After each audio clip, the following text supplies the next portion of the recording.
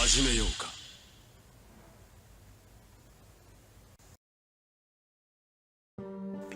Salut, c'est Mouchou et bienvenue au Petit Plus et Gameplay. Aujourd'hui on va revenir sur Yami Lago, le Ahankar que vous savez tous, l'espada qui fait du bobo, l'espada 0, que j'avais déjà fait une vidéo en fait dessus mais il est en level 150, donc là on va voir en 200 ce qu'il vaut. Donc en 200 vous voyez que ses stats elles sont quand même bien montées hein, puisque là sa vie est à monter à 1052, donc on va dire des stats supérieures à la moyenne. Côté attaque il a une bonne attaque quand même à 648, côté défense 348 c'est un petit peu plus que la moyenne donc il encaisse. Concentration bon c'est pas la plus haute, et pression spirituelle ça reste quand même du bien correct comme on dit hein. Côté de ses capacités, faut savoir que quand il est en 6 étoiles, il dispose aussi donc du Sonido en déplacement, donc supplémentaire. Ses coups normaux vont disposer de 20% supplémentaires côté distance, et enfin côté distance, côté zone, et il va disposer de 30% d'attaque supplémentaire. Côté strong attack, il aura 30% supplémentaire aussi. Après côté on va dire capacité spéciale, il a la même chose que le Kenpachi, donc en fait c'est le poise, en fait c'est que vous recevez en fait des coups mais il continue à taper, ça va pas couper son action en fait. Et pour le soul bomb il va bénéficier en fait, donc pour l'attaque spéciale, d'un coup supplémentaire avec le bombardment, donc ça doublera en fait le coup en quelque sorte. Côté son soul tree, on va savoir qu'on a besoin de deux silver différents, donc on aura besoin du Kenpachi 5 étoiles et du Byakuya 4 étoiles. Donc pour ça il en faut, pour le Kenpachi il vous en faudra 8 si j'ai pas de bêtises, ouais c'est bien ça, 8 hein. Et pour le Byakuya il vous en faudra donc 6. Côté maintenant, donc là on a vu un petit peu donc ses statistiques, donc là maintenant on va rentrer un peu plus dans le vif du sujet en montrant donc son gameplay, et vous verrez après derrière à la fin moi comment je l'équipe. Allez c'est parti.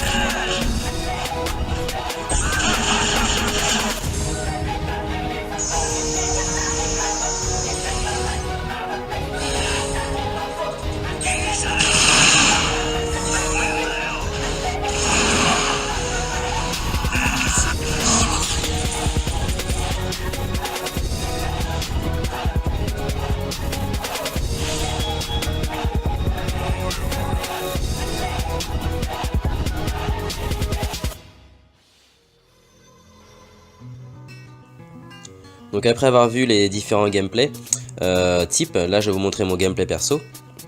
Donc là vous constatez que j'ai gardé la seringue avec son effet à 30% d'attaque. Cette fois-ci j'ai choisi l'Ogyoku incomplet pour pouvoir avoir de la vie à 80%. Le bandeau de justice a changé, cette fois-ci c'est attaque plus 30%. Pour l'âge en fait je vise plus sur son côté attaque normale parce que vous avez remarqué qu'il tape quand même assez fort là-dessus. Toutefois je néglige pas quand même ces attaques puissantes, puisque là vous voyez dans les links j'ai remis la recharge d'attaque et que là j'ai utilisé le frenzy pour pouvoir taper des deux côtés, aussi bien en attaque normale qu'en attaque puissante. J'ai choisi aussi le frenzy d'Orihime, tout simplement parce que recevoir des coups et ne pas être coupé dans son action, comme pour tous les Kenny, bah en fait on se rend pas compte de quoi on prend des dégâts, donc c'est toujours bien d'avoir de l'esquive derrière, justement pour éviter de prendre trop de coups involontairement. Donc là je vais vous montrer maintenant en action, alors c'est parti. Donc comme vous avez remarqué, le Yami, comme j'avais déjà dit dans le petit plus précédent dans la précédente vidéo, on va dire ce qu'il y a de bien c'est qu'il a une grande portée. Donc tous ses coups aussi attaque puissante qu'attaque normale. Vous voyez qu'en fait il a une large zone pour taper quoi. Et ça je vous dis à dire c'est pas négligeable du tout. En fait on va dire en un coup vous pouvez taper 2-3 mobs en même temps quoi. Donc là comme vous voyez j'ai réparti en fait les dégâts.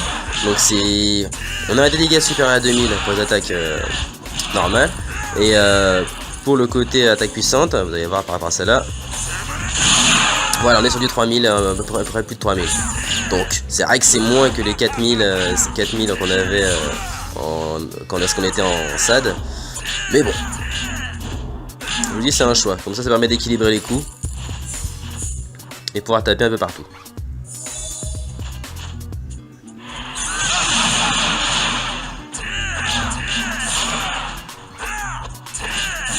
Donc malgré le fait qu'on remarque que ces coups sont assez lents on va dire, en fait il y a un certain tempo qui s'installe et par ce tempo on arrive à obtenir quelque chose de quand même de sympa. Parce que ça correspond au tempo des mobs pour recevoir des coups.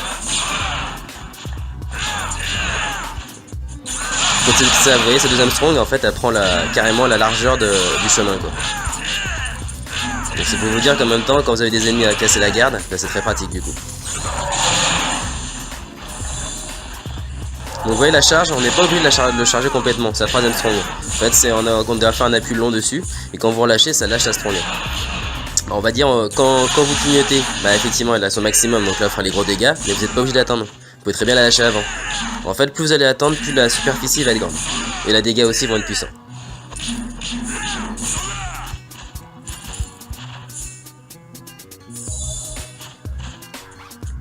Hop. Donc, vous voyez, c'est... Là on charge, on tourne autour, ce que j'aime bien faire, vous tournez autour des mobs. Vu que la zone est super grande, ils seront touchés dans tous les cas.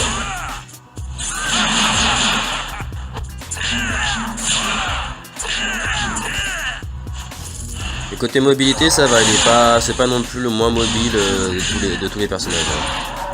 Il arrive quand même à se déplacer bien.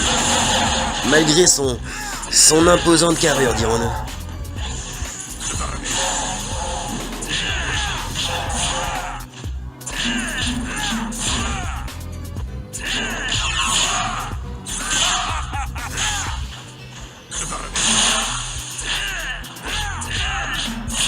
Hop, on navigue. Donc comme je vous disais, voilà, quand vous prenez des coups, on s'en rend pas forcément compte. Donc le côté esquive, tout ça, c'est pratique. Et bien évidemment, voilà, la régénération, c'est ce qu'il faut obligatoirement pour du PvE, quoi. Après, vous pouvez jouer freestyle, hein, mais bon, faut que dans votre équipe, il y ait au moins un healer. S'il n'y a pas de healer, il faut que vous ayez des ordres. Et sinon, que les compagnons sont super forts. Ah, j'ai fait une bêtise. Des choses qui arrivent. Tu me gèles, mais c'est pas censé, hein, pas compliqué. Et en même temps, il a un petit côté sadique, vous voyez, à chaque fois qu'il fait des coups, il fait ah ah ah ah.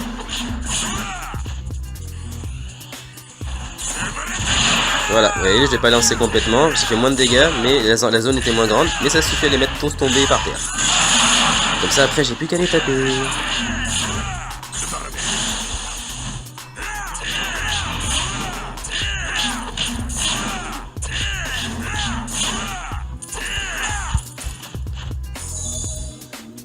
Et là on est au boss, le petit Tyson.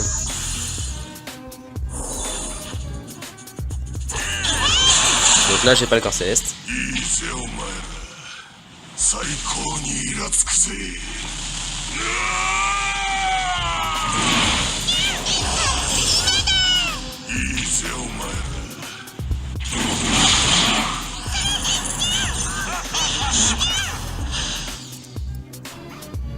Ah, c'était bien beau, belle fin.